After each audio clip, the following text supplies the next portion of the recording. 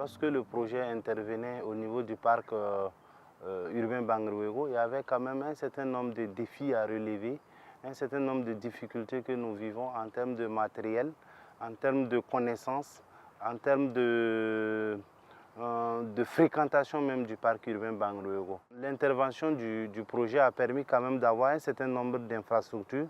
Nous avions un château qui a fait plus de 10 ans sans fonctionner et qu'avec l'intervention du projet, on a pu faire fonctionner ce château. L'une des grandes contributions, c'est des renforcements de capacités, aussi bien humaines, à travers les formations qu'on a reçues, qui permettent effectivement aux agents de pouvoir gérer la forêt convenablement.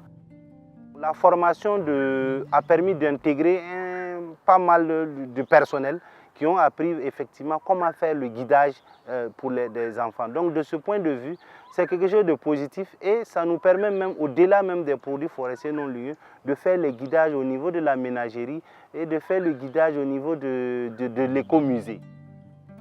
Il y a un certain nombre de matériels que nous n'avions pas du tout, notamment les tronçonneuses, le matériel d'élagage, le matériel d'entretien des forêts que nous ne disposons pas, donc que le projet est venu nous apporter. Aussi des équipements mobiliers tels que les tricycles et autres que nous avons bénéficié.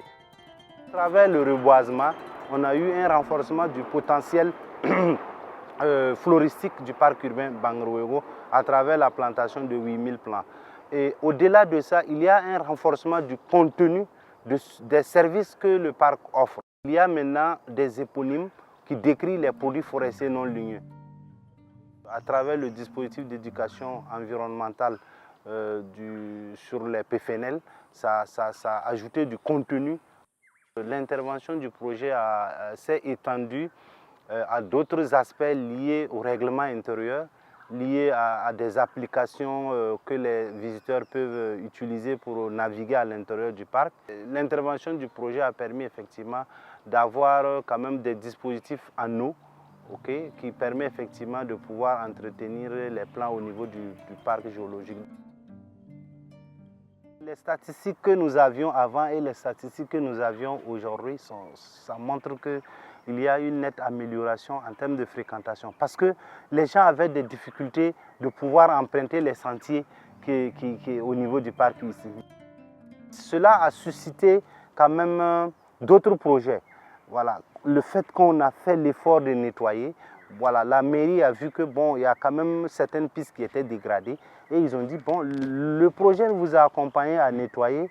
Nous on verra comment on va faire pour reboucher ces pistes-là.